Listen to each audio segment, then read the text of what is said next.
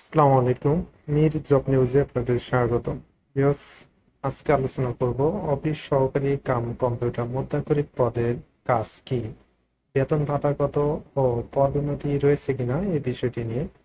Viewers, আপনারা জানেন যে বিভিন্ন অধিদপ্তর ও মন্ত্রণালয়ে অফিস সহকারী কাম কম্পিউটার মুদ্রাক্ষরিক পদে প্রত্যেক মাসে নিয়োগ বিজ্ঞপ্তি প্রকাশিত হয়ে থাকে। তো ভিউয়ার্স, আজকে আপনারা জানবেন যে অফিস সহকারী কাম কম্পিউটার মুদ্রাক্ষরিক পদের কাজ কি, বেতন ভাতা কত ও পদোন্নতি নীতিমালা সম্পর্কে। অফিস সহকারী কাম কম্পিউটার মুদ্রাক্ষরিক পদের কাজ। অফিস সহকারী কাম কম্পিউটার মুদ্রাক্ষরিক পদের কাজ হচ্ছে একটি অফিসের চিঠিপত্র টাইপ করা, ইমেল চেক দেওয়া। তিনি যে অফিসে যোগদান করবেন সেই অফিসের বিভিন্ন অধিদপ্তর ও মন্ত্রণালয় থেকে আসা চিঠিপত্র চেক করা এবং সেই চিঠিপত্রর উত্তর দেওয়া, অর্থাৎ টাইপিং করে সেই চিঠিপত্র তৈরি করা, কর্তৃপক্ষের অনুমতি সাপেক্ষে সেগুলো রিপ্লাই দিয়ে আবার অধিদপ্তর মন্ত্রণালয়ে পাঠিয়ে দেওয়া, ইমেইল করা, ফ্যাক্স করা, এই সব কিছুর দায়িত্ব থাকে কিন্তু একজন অফিস সহকারী কাম কম্পিউটার মুদ্রাক্ষরিক পদে। বেতন ভাতা। অফিস সহকারী কাম কম্পিউটার মুদ্রাক্ষরিক পদটি হচ্ছে ১৬তম গ্রেডের একটি পদ। আর এই পদের মূল বেতন ৯,৩০০ টাকা থেকে ২২,৪৯০ টাকা পর্যন্ত। ৯,৩০০ টাকা তার চাকরির শুরুতে মূল বেতন হবে এবং ইনক্রিমেন্ট পেতে পেতে একটা সময় গিয়ে ২২,৪৯০ টাকা পর্যন্ত যাবে।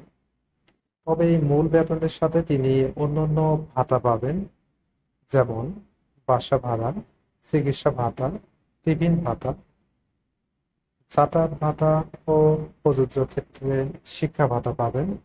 চাকরির শুরুতে সকল ভাতা মিলে একজন অফিস সহকারী কাম কম্পিউটার মুদ্রাক্ষরিক প্রায় ১৬,০০০ টাকা বেতন পাবেন। তবে তিনি যদি ঢাকা এরিয়া বা সিটি কর্পোরেশন এরিয়ায় চাকরি করেন তাহলে সেই বেতন কিছুটা বেশি হবে। কারণ আপনারা জানেন যে ঢাকা এরিয়া ও সিটি কর্পোরেশন এরিয়ায় বাসা ভাড়া অ্যালাউন্সটা বেশি। এখন বলবো যে অফিস সহকারী কাম কম্পিউটার মুদ্রাক্ষরিক পদের পদোন্নতি রয়েছে কিনা। Yes, আপনি যে অধিদপ্তর ও মন্ত্রণালয়ে যোগদান করেন না কেন, অফিস সহকারী কাম কম্পিউটার মুদ্রাক্ষরিক পদের পদোন্নতির নীতিমালা রয়েছে।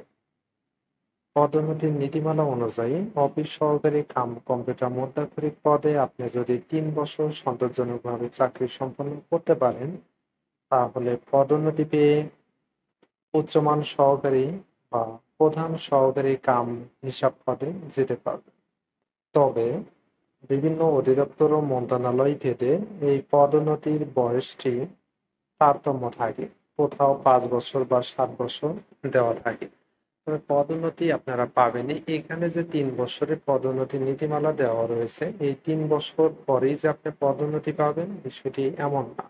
৩ বছর হলে আপনি পদোন্নতির ক্রাইটেরিয়ায় করবেন, এরপর আপনার স্কোর অনুযায়ী, আপনার সন্তোষজনক চাকরির অনুযায়ী এবং সিনিয়রিটি অনুযায়ী আপনাকে পদোন্নতি দেওয়া হবে। এক্ষেত্রে আপনার ৫ বছরও লাগতে পারে, ১০ বছরও লাগতে পারে। তবে পদোন্নতির নীতিমালা রয়েছে।